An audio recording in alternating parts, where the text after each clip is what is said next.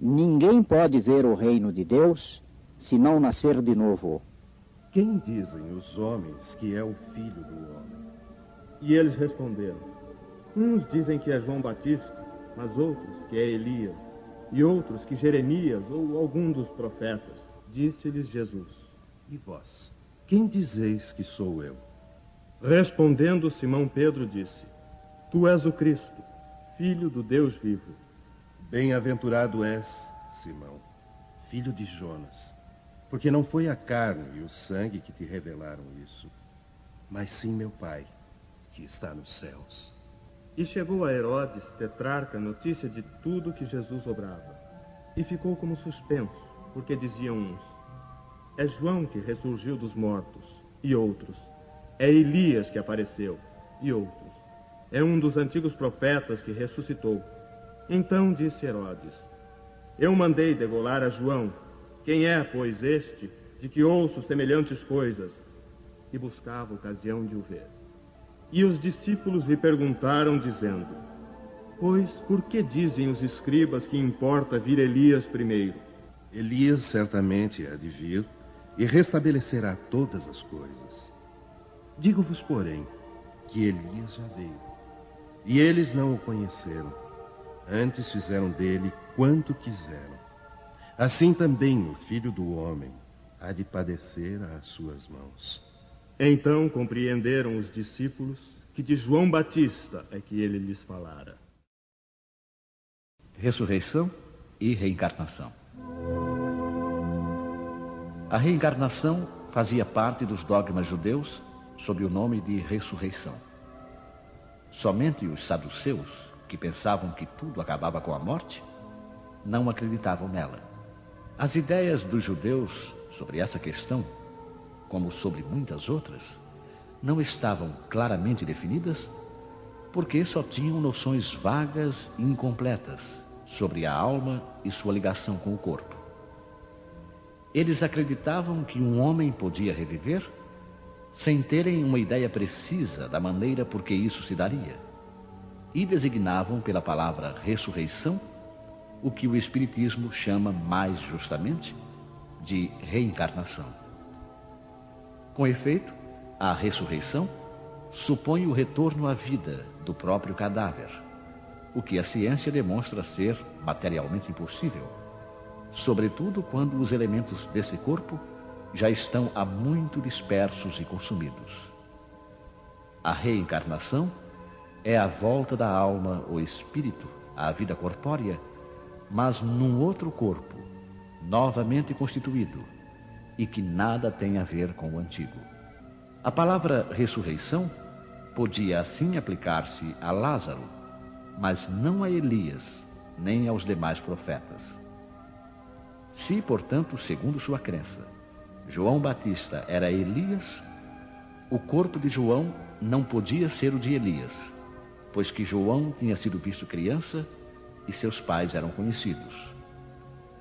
João podia ser, pois, Elias reencarnado, mas não ressuscitado. E havia um homem dentre os fariseus por nome Nicodemos, senador dos judeus. Este, uma noite, veio buscar a Jesus e disse-lhe: Rabi, sabemos que és mestre, vindo da parte de Deus, porque ninguém pode fazer estes milagres que tu fazes se Deus não estiver com ele. Na verdade te digo, que não pode ver o reino de Deus, senão aquele que renascer de novo. Nicodemos lhe disse: como pode um homem nascer sendo velho? Porventura pode entrar no ventre de sua mãe e nascer outra vez? Em verdade te digo, que quem não nascer da água e do Espírito não pode entrar no reino de Deus. O que é nascido da carne é carne, e o que é nascido do Espírito é Espírito. Não te maravilhes de eu te dizer que importa-vos nascer de novo. O Espírito sopra onde quer, e tu ouves a sua voz. Mas não sabes de onde ele vem, nem para onde vai.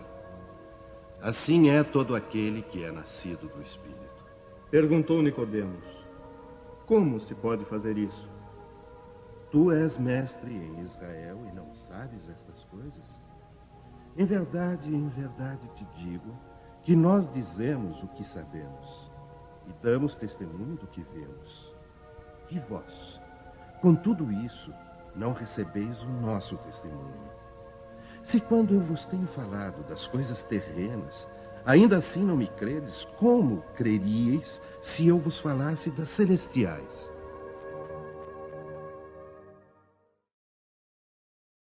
Ressurreição e reencarnação. A ideia de que João Batista era Elias e de que os profetas podiam reviver na terra encontra-se em muitas passagens dos evangelhos já reproduzidas. Se essa crença fosse um erro, Jesus não deixaria de combatê-la como o fez com tantas outras. Longe disso, porém, ele a sancionou com toda a sua autoridade e a transformou num princípio, fazendo a condição necessária quando disse: ninguém pode ver o reino dos céus se não nascer de novo. E insistiu, acrescentando: não te maravilhes de eu ter dito que é necessário nascer de novo. Estas palavras, se não renascer da água e do Espírito, foram interpretadas no sentido da regeneração pela água do batismo. Mas o texto primitivo diz simplesmente: não renascer da água e do Espírito, enquanto que, em algumas traduções, a expressão do Espírito foi substituída por do Espírito Santo, o que não corresponde ao mesmo pensamento. Esse ponto capital ressalta dos primeiros comentários feitos sobre o Evangelho, assim como um dia será constatado sem equívoco possível. Para compreender o verdadeiro sentido dessas palavras, é necessário reportar a significação da palavra água, que não foi empregada no seu sentido específico. Os antigos tinham conhecimentos imperfeitos sobre as ciências físicas e acreditavam que a Terra havia saído das águas. Por isso, consideravam a água como o elemento gerador absoluto. É assim que encontramos no Gênesis. O Espírito de Deus era levado sobre as águas, flutuava sobre as águas. Que o firmamento seja feito no meio das águas. Que as águas que estão sobre o céu se reúnam num só lugar e que o elemento árido apareça. Que as águas produzam animais viventes que nadem na água e pássaros que voem sobre a terra e debaixo do firmamento. Conforme essa crença, a água se transformara no símbolo da natureza material, como o Espírito o era da natureza inteligente. Estas palavras, se o homem não renascer da água e do Espírito, ou na água e no Espírito, significam, pois, se o homem não renascer com o corpo e a alma. Neste sentido, é que foram compreendidas no princípio. Esta interpretação se justifica, aliás, por estas outras palavras. O que é nascido da carne é carne, e o que é nascido do Espírito é Espírito. Jesus faz aqui uma distinção positiva entre o Espírito e o corpo. O que é nascido da carne é carne, indica claramente que o corpo procede apenas do corpo e que o Espírito é independente dele. O Espírito sopra onde quer e ouves a sua voz, mas não sabes de onde vem nem para onde vai. É uma passagem que se pode entender pelo Espírito de Deus que dá a vida a quem quer ou pela alma do homem. Nesta última acepção, a sequência "mas não sabes de onde vem, nem para onde vai", significa que não se sabe o que foi nem o que será o Espírito.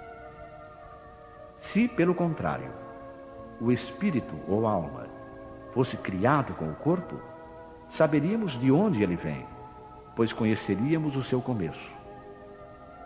Em todo caso, esta passagem é a consagração do princípio da pré-existência da alma e, por conseguinte, da pluralidade das existências.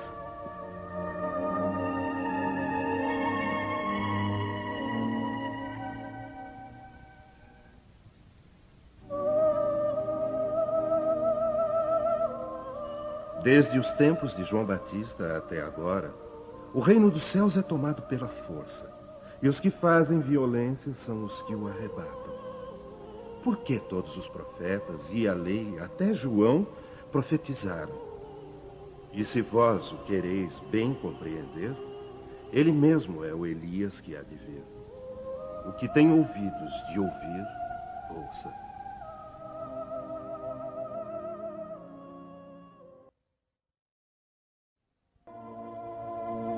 Se o princípio da reencarnação, expresso em São João, podia, a rigor, ser interpretado num sentido puramente místico, já não aconteceria o mesmo nesta passagem de São Mateus, onde não há equívoco possível. Ele mesmo é o Elias que há de vir. Aqui não existe figura nem alegoria. Trata-se de uma afirmação positiva. Desde o tempo de João Batista até agora, o reino dos céus é tomado pela força. Que significam estas palavras, pois João ainda vivia no momento em que foram ditas? Jesus as explica ao dizer: e se vós o quereis bem compreender, ele mesmo é o Elias que há de vir. Ora, João tendo sido Elias, Jesus alude ao tempo em que João vivia com o nome de Elias. Até agora o reino dos céus é tomado pela força, é outra alusão à violência da lei mosaica, que ordenava o extermínio dos infiéis para a conquista da terra prometida, paraíso dos hebreus, enquanto que, segundo a nova lei, o céu é ganho pela caridade e pela brandura. A seguir acrescenta: o que tem ouvidos de ouvir, ouça. Essas palavras, tão frequentemente repetidas por Jesus, exprimem claramente que nem todos estavam em condições de compreender certas verdades.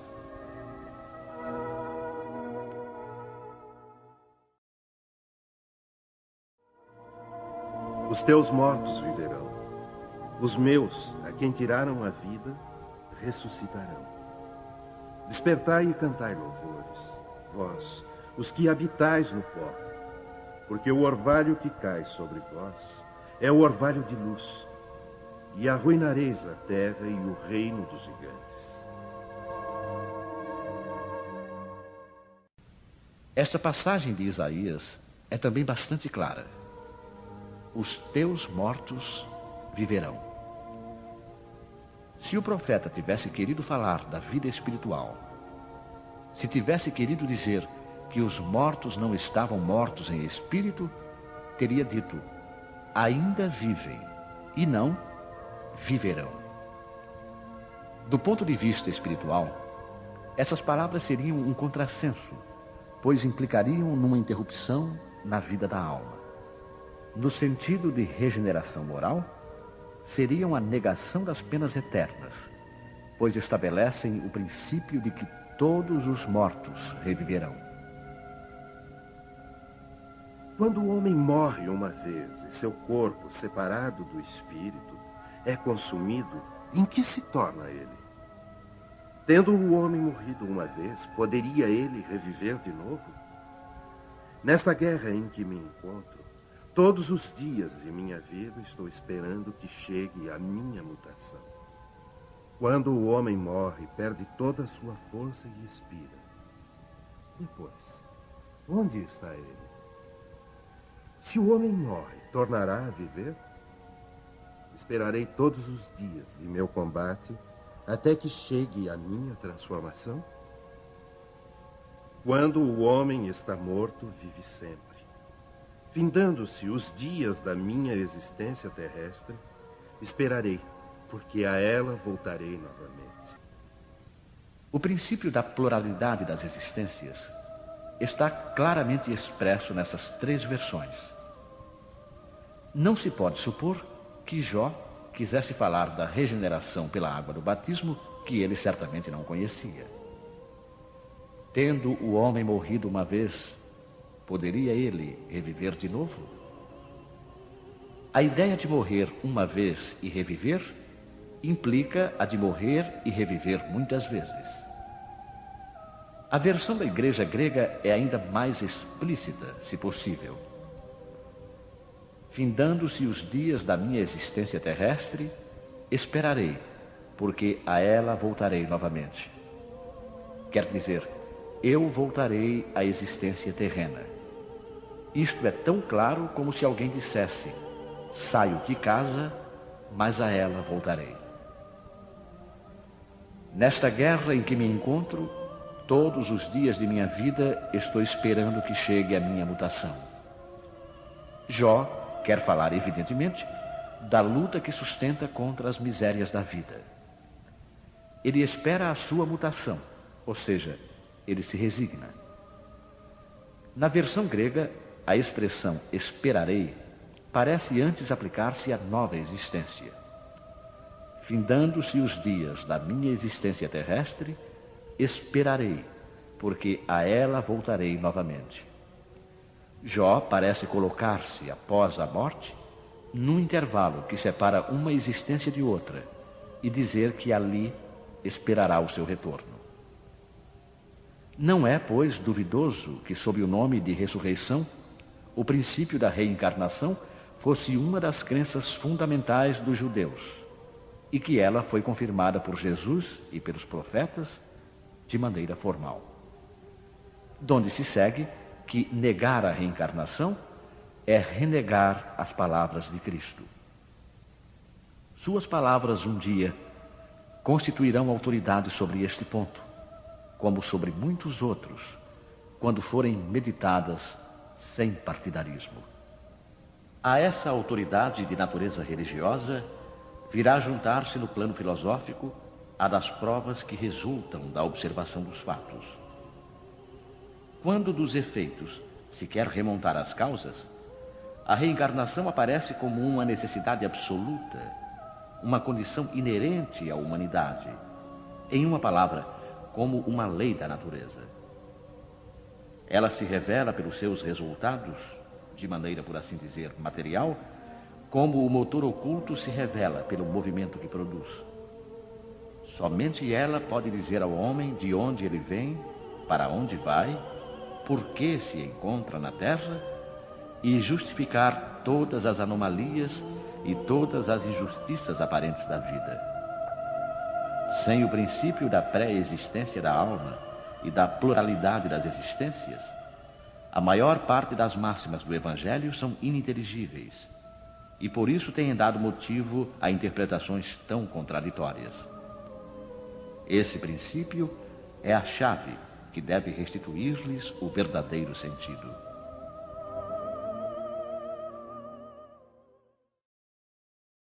Os laços de família são fortalecidos pela reencarnação e rompidos pela unicidade de existência. Os laços de família não são destruídos pela reencarnação, como pensam certas pessoas. Pelo contrário, são fortalecidos e reapertados. O princípio oposto é que os destrói. Os espíritos formam no espaço grupos ou famílias unidos pela afeição, pela simpatia e a semelhança de inclinações. Esses espíritos, felizes de estarem juntos, procuram-se. A encarnação só os separa momentaneamente, pois que, uma vez retornando à erraticidade, eles se reencontram como amigos na volta de uma viagem. Muitas vezes, eles seguem juntos na encarnação, reunindo-se numa mesma família ou no mesmo círculo, e trabalham juntos para o seu progresso comum. Se uns estão encarnados e outros não, continuarão unidos pelo pensamento. Os que estão livres velam pelos que estão cativos. os mais adiantados procurando fazer progredir os retardatários. Após cada existência, terão dado mais um passo na senda da perfeição. Cada vez menos apegados à matéria, seu afeto é mais vivo, por isso mesmo que mais purificado, não perturbado pelo egoísmo, nem obscurecido pelas paixões. Assim, eles podem percorrer um número ilimitado de existências corporais, sem que nenhum acidente perturbe sua afeição comum. Entenda-se bem que se trata aqui da verdadeira afeição espiritual, de alma para alma, a única que sobrevive à destruição do corpo, pois os seres que se unem na terra apenas pelos sentidos não têm nenhum motivo para se procurarem no mundo dos espíritos. Só são duráveis as afeições espirituais. As afeições carnais extinguem-se com a causa que as provocou. Ora, essa causa deixa de existir no mundo dos espíritos, enquanto a alma sempre existe. Quanto às pessoas que se unem somente por interesse, nada são realmente uma para a outra. A morte as separa na terra e no céu. A união e a afeição entre parentes indicam a simpatia anterior que as aproximou. Por isso disse de uma pessoa cujo caráter, cujos gostos e inclinações nada têm de comum com os dos parentes, que ela não pertence à família. Dizendo isso, enuncia-se uma verdade maior do que se pensa.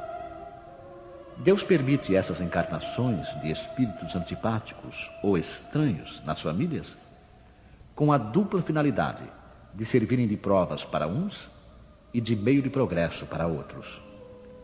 Os maus se melhoram pouco a pouco ao contato dos bons e pelas atenções que deles recebem.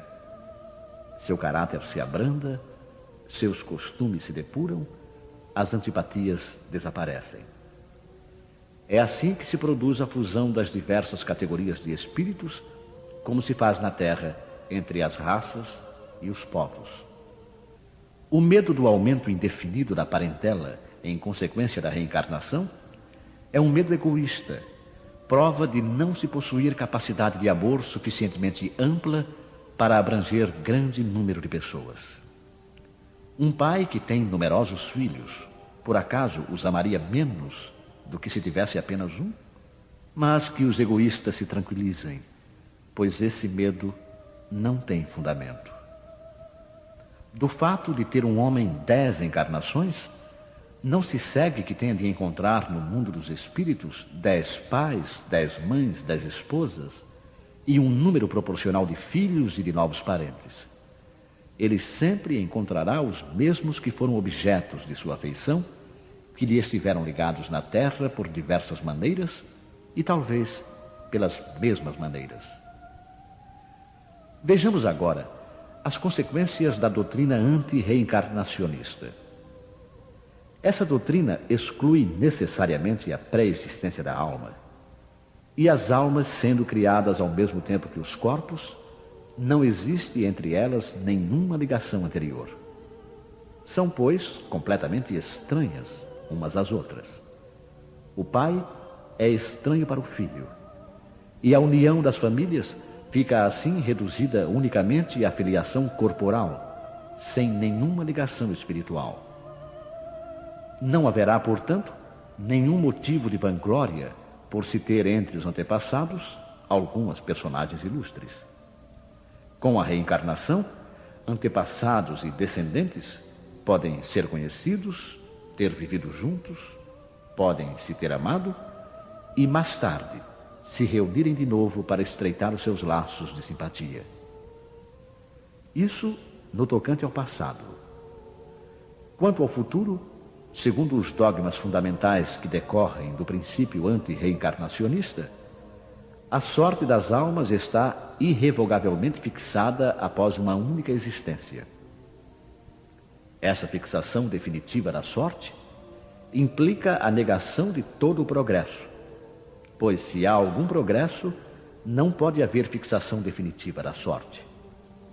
segundo tenham elas bem ou mal vivido, vão imediatamente para a morada dos bem-aventurados ou para o inferno eterno.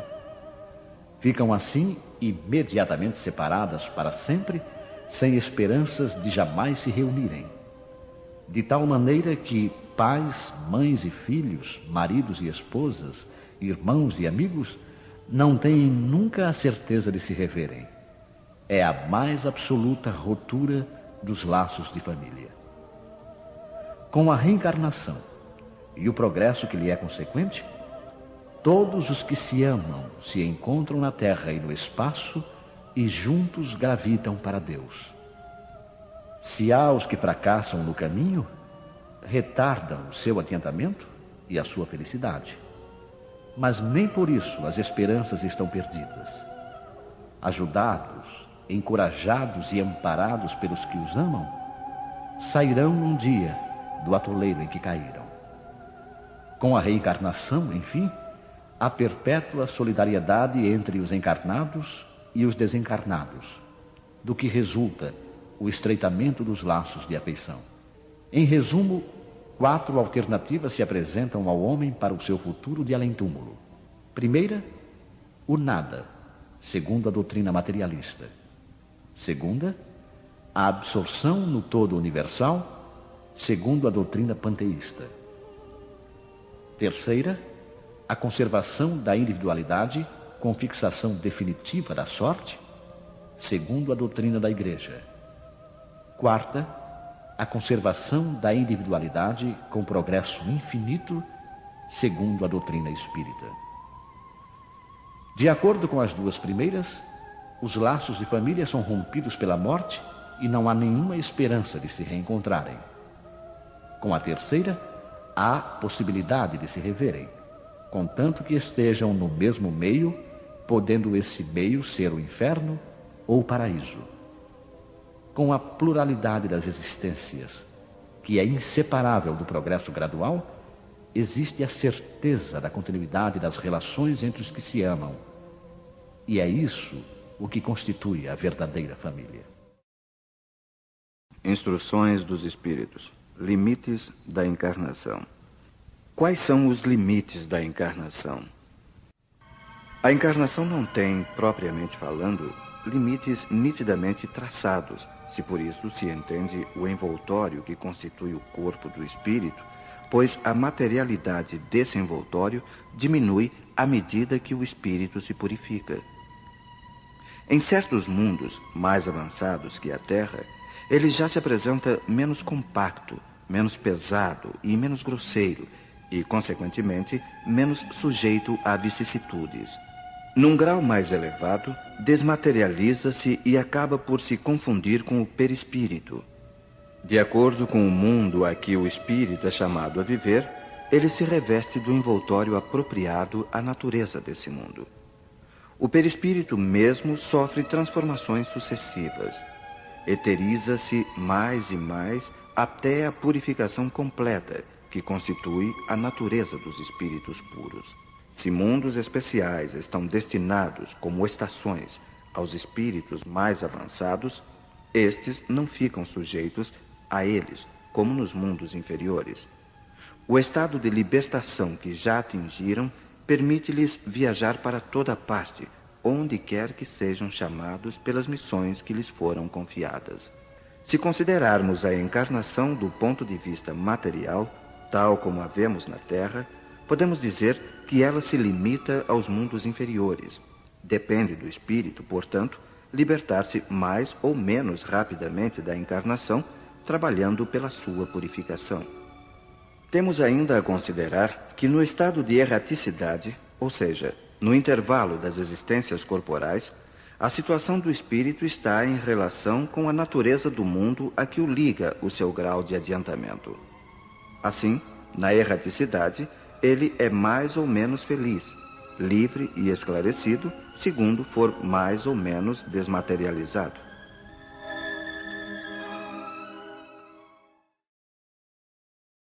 Necessidade da encarnação. São Luís, Paris, 1859. A encarnação é uma punição? e somente os espíritos culpados é que lhe estão sujeitos?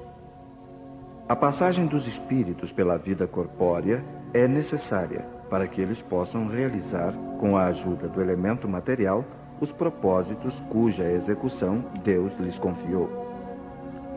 É ainda necessária por eles mesmos, pois a atividade que então se veem obrigados a desempenhar ajuda-os a desenvolver a inteligência. Deus, sendo soberanamente justo, deve aquinhoar equitativamente a todos os seus filhos. É por isso que ele concede a todos o mesmo ponto de partida, a mesma aptidão, as mesmas obrigações a cumprir e a mesma liberdade de ação. Todo privilégio seria uma preferência, e toda preferência uma injustiça. Mas a encarnação, para todos os espíritos, é apenas um estado transitório. É uma tarefa que Deus lhes impõe, no princípio da existência, como primeira prova do uso que farão do seu livre arbítrio. Os que executam essa tarefa com zelo sobem rapidamente e de maneira menos penosa os primeiros degraus da iniciação e gozam mais cedo o resultado do seu trabalho. Os que, ao contrário, fazem mau uso da liberdade que Deus lhes concede, retardam o seu progresso. E é assim que, por sua obstinação, podem prolongar indefinidamente a necessidade de se reencarnarem. E é então que a encarnação se torna um castigo. Uma comparação vulgar nos fará melhor compreender esta diferença. O estudante não atinge os graus superiores sem ter percorrido a série de classes que o levam até lá. Essas classes, por mais trabalho que exijam, são o meio de atingir o fim e não uma punição. O estudante laborioso abrevia a caminhada, encontrando menos dificuldades. Acontece o contrário com aquele que a negligência e a preguiça obrigam a repetir certas classes. Não é, porém, o estudo que constitui uma punição, mas a obrigação de recomeçá-lo em cada classe. É o que se passa com o homem na Terra. Para o espírito do selvagem, que está quase no começo da vida espiritual, a encarnação é um meio de desenvolver a inteligência.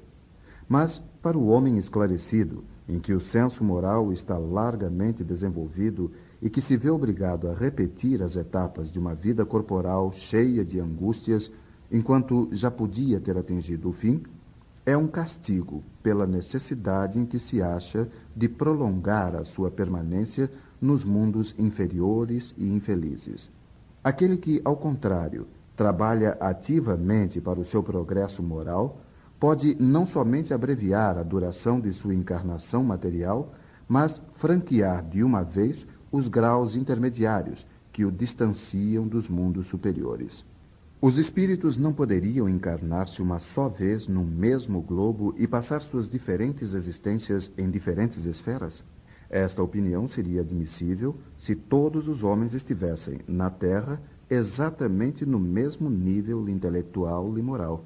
As diferenças existentes entre eles, desde o selvagem até o homem civilizado, revelam os graus que têm de percorrer. A encarnação, aliás, deve ter uma finalidade útil.